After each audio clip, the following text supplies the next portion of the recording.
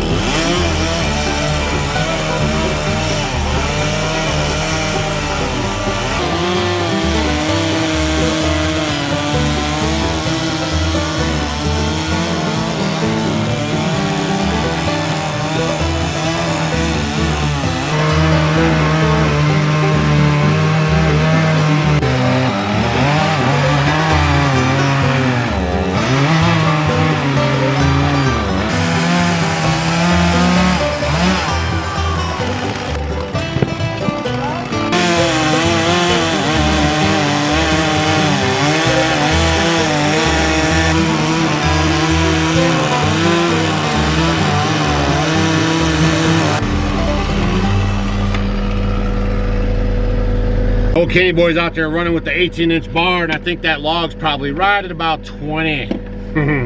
So he's just having to go to both sides, right? We have a 25-inch blade as well, and then we have one bigger than that, because some of the trees we get around here could be 4 feet easy in diameter. So we get a saw that can usually just make one pass through there, and on this one here, we don't want to run down and get a different saw, so he's just making do with what we got. Doing a good job, though, getting through this. That's a red oak out there. Heavy stuff, man. Also, just a side note, not gonna talk about what we're gonna talk about, but steel toe shoes. You gotta get steel toe shoes. Those rounds are hitting the ground or anything. If you have one of those accidentally hit you on the toes, oh man, you're gonna be in a load of trouble. So you might want to look in some steel toe shoes. All right, we're almost done with this log. So what we're doing is we're using the grapple as our sawhorse. And what I did right here is I pinched the log for him. See that? I just balanced it out so that way he doesn't have to lean over. We got the log out there for him so he can get at it.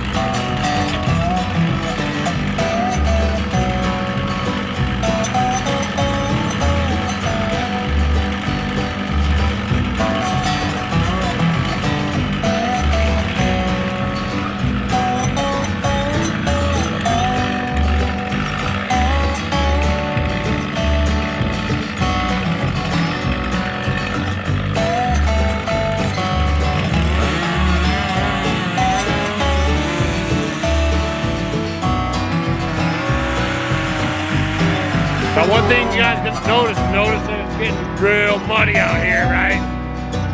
Everything's falling out from all the snow and the freeze.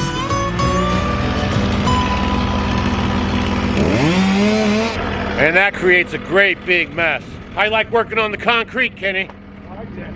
Yeah, because that's the deal. It's nice to clean up. If we were out there in the working off the woods or out in the pasture, you know, out one of my grassy areas, we'd be slopping in mud and slipping around and falling around. So definitely a concrete pad is something you want to think about if you're gonna do this kind of stuff like on a continual basis, you know, not just for fun, but this concrete pad's making all the big difference going, boy. All right, I gotta put another log on there for him so we can keep moving. And it doesn't have to be some great big concrete pad like this. Just get a smaller one and then you can always add on to it and add on to it. But it makes a huge difference.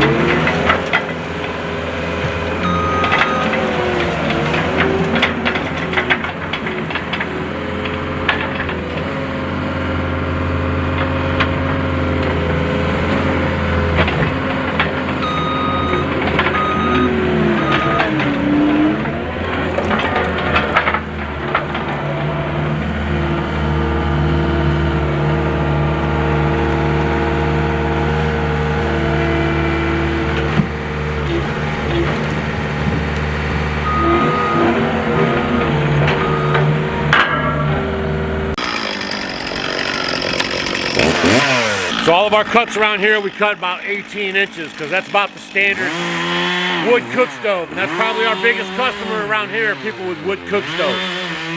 So we keep them around 17, 18 inches. And then, you know, if somebody wants some bigger stuff, they can come by, we'll hook them up.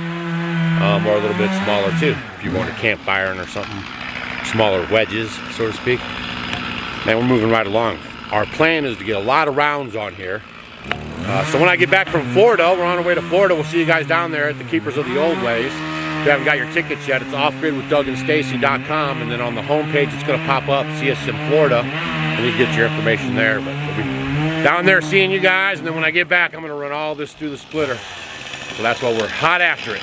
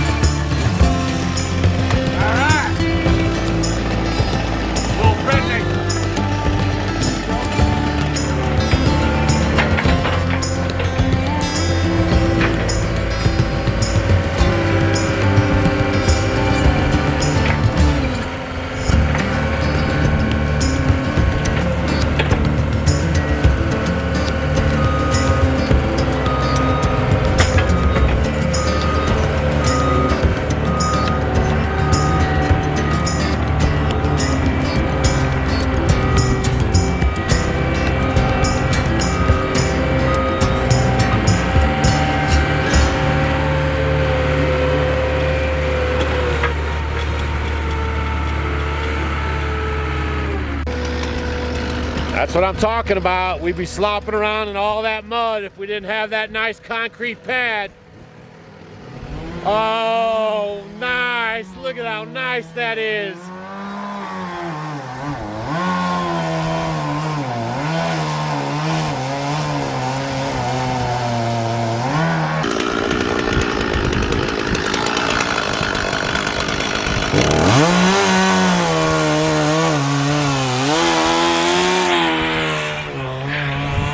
Most of the stuff we cut around here is either red oak, white oak, or hickory. Man, that wind's picking up out of the north pretty good.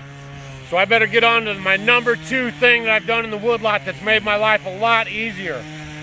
As far as convenience, security, and saving money. Come on. It's gonna be those gas tanks. Gas tanks are making a huge difference with the firewood processing. It's gonna be the chainsaws going all the time. It's gonna be the sawmill going, right? So all that stuff is really making a big difference on having those tanks right here, right? I'll also say that because I have those tanks, I'm able to buy in bulk, and I'm saving money every time I fill those tanks up. Like you guys are out there paying high dollar at the pump like I used to, and I was filling up those 5-gallon things. We were going down to the gas station once or twice a week, filling them up, dropping them around and everything. It was kind of a pain, right? Those bulk tanks have taken all that off the equation. And you guys might have remembered I had a little trailer and I set up a little system and I was gonna do it myself basically, right? This is a much more superior type system. It just takes a lot of the risk off of it for me, transporting the gas around on the trailer. You know, it's probably fine, but I don't know. Just one more thing to worry about, right? This way they bring it right to the house, drop it off in the tanks, and then I'm good to go, right?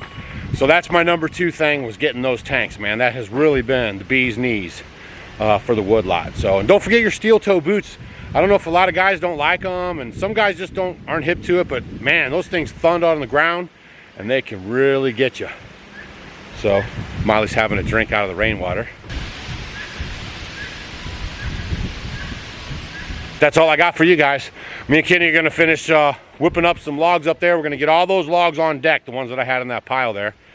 And then, like I said, when I get back, I'm gonna run those through the processor and we'll have some more great videos for you guys on deck, okay? So make sure you hit the subscribe button if you haven't already, and hit that thumbs up on the way out, and leave a comment down below. Let us know what you're thinking, all right? And hopefully we'll see you at the Florida event, Keepers of the Old Ways.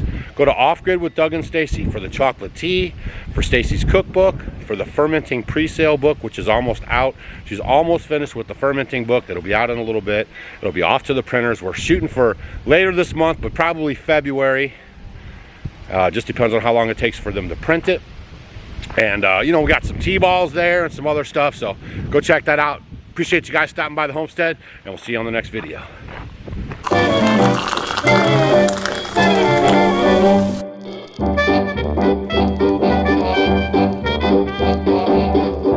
Did you guys know that in the 16, 17, and 1800s, chocolate was consumed as a beverage? There was no such thing as a chocolate candy bar.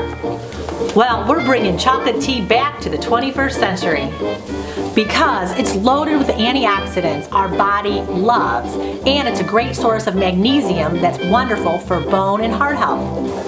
It's a great addition to your coffee machine or your French press, or just along with your favorite sweetener.